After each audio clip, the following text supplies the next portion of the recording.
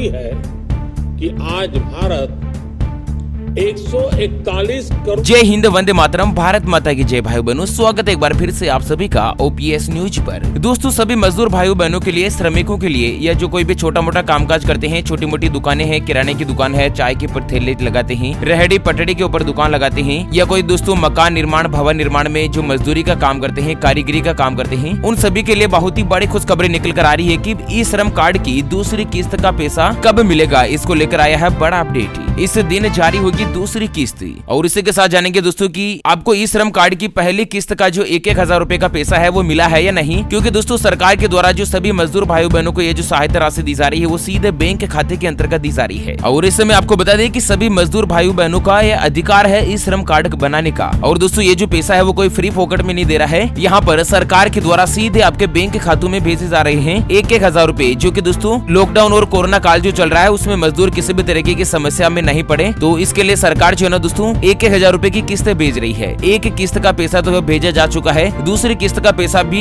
बहुत ही जल्द मिलने में है। कब जारी होगा उसकी तारीख की घोषणा भी सरकार ने कर दी है। और वहीं दोस्तों अगर आपने अभी तक भी ई श्रमिक कार्ड नहीं बनाया है तो यहाँ पर आपको बताएंगे दोस्तों कि किस तरह से आप घर बैठे अपने मोबाइल की सहायता से ही ई श्रम कार्ड बनवा सकते हैं। और हाँ दोस्तों, अगर आपने कार्ड बनवा लिया है तो आपके खाते में पैसा आया है या नहीं, और दोस्तों अगर नहीं आया है तो क्या करना है, उसका स्टेटस किस तरह से चेकअप करना है, उसके बारे में भी जानकारी बताएंगे। और दोस्तों ई श्रम कार्ड जो आखिर किन किन को मिलेगा, किसानों को मिलेगा या नहीं, और उसके अलावा किन किन भाई बहनों को यह कार्ड दिया जाएगा, उसके बारे में कंप्लीट डिटेल जानते हैं। ऐसे में दोस्तों सभी मजदूर भाई बहन जो है वो मात्र 5 मिनट का समय निकाल कर इस वीडियो के साथ आखिर तक जरूर बने रहिएगा। चलिए सबसे पहले तो बड़ी खबर आप स्क्रीन पर देख पा रहे हैं कि ई श्रम कार्ड की दूसरी किस्त को लेकर बड़ा अपडेट। इस दिन मिलेगा पैसा। तो आपको बता दें कि सरकार की कल्याणकारी योजना ई श्रम कार्ड की दूसरी किस्त, जिसको लेकर श्रमिक असमंजस में है, क्योंकि कई लोगों के खाते में अभी तक पहली किस्त का पैसा पहुंच रहा है और ऐसे में लोग समझ रहे हैं कि उन्हें दूसरी किस्त का पैसा मिल रहा है, जबकि ऐसा नहीं है। क्योंकि प्रदेश सरकार ने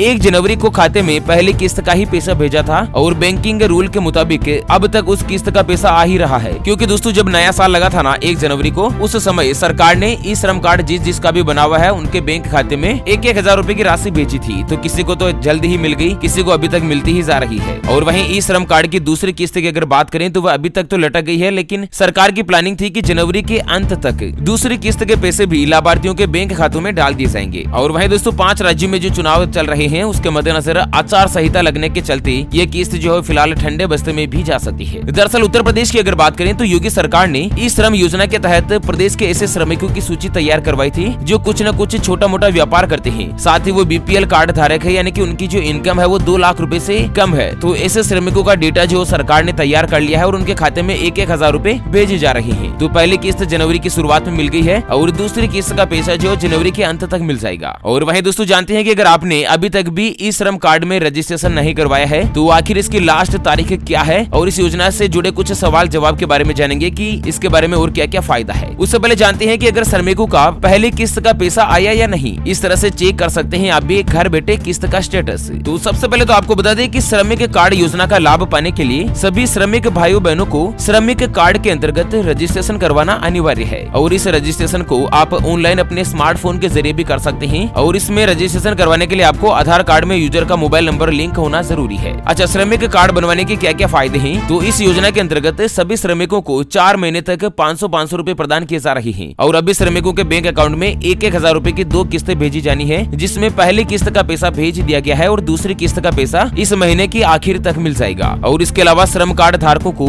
2 लाख रुपए का एक्सीडेंटल इंश्योरेंस कवर भी बिल्कुल फ्री में दिया जा रहा है। और भविष्य निधि संगठन के अंतर्गत दोस्तों पेंशन की जो सुविधाएं हैं वो भी श्रमिक कार्ड धारकों को मिलेगी। श्रमिकों को दोस्तों अगर कोई भी दुर्घटना हो जाती है, उनके साथ कुछ भी अगर बुरी घटना हो जाती है ना, तो उसमें इलाज के अंतर्गत आर्थिक सहायता भी सरकार के द्वारा दी जाएगी। और इसके अलावा बच्चों की एजुकेशन शिक्षा को लेकर भी श्रमिक कार्ड पर कई सारे फायदे मिलते हैं। अच्छा, अगर आपका श्रमिक कार्ड बना हुआ है और आपके खाते में पैसा आया है या नहीं, उसके बारे में जानकारी के लिए सबसे पहले आपको अपने फोन में प्ले स्टोर से उमंग एप्लीकेशन डाउनलोड करनी है।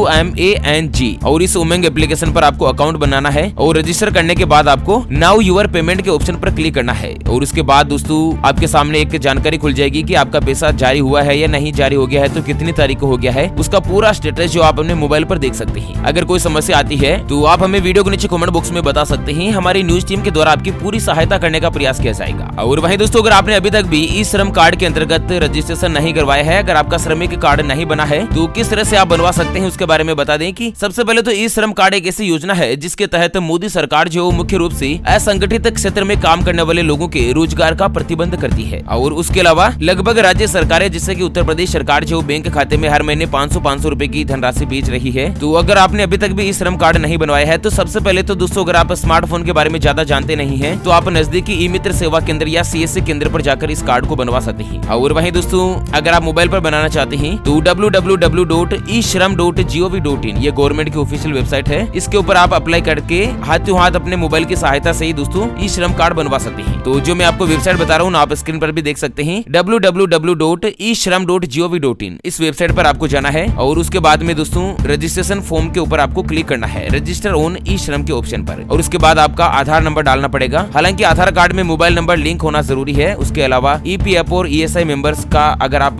सदस्य हैं तो उसका स्टेटस आप दर्ज कर सकते हैं। और उसके अलावा आपके मोबाइल पर एक OTP मैसेज आएगा। फिर दोस्तों आपको अपना नाम, एड्रेस, सैलरी, आपकी उम्र कितनी है इसके बारे में जानकारी डालनी है और हाथों हाथ दोस्तों आपका ई श्रम कार्ड बनकर तैयार हो जाएगा। तो इस तरह से आप घर बैठे बनवा सकते हैं। ज्यादा जानकारी के लिए दोस्तों आप हमें वीडियो के नीचे कमेंट बॉक्स में बता सकते हैं अगर कोई भी समस्या आती है तो। ओके फ्रेंड्स, तो इसी के साथ इस वीडियो को फिलहाल के लिए यहीं पर देते हैं विराम। फिर से होंगे हाजिर एक और नई और ताजा तरीन ब्रेकिंग न्यूज हेडलाइंस और काम की जानकारी के साथ। तब तक के लिए जय हिंद, जय भारत, वंदे मातरम।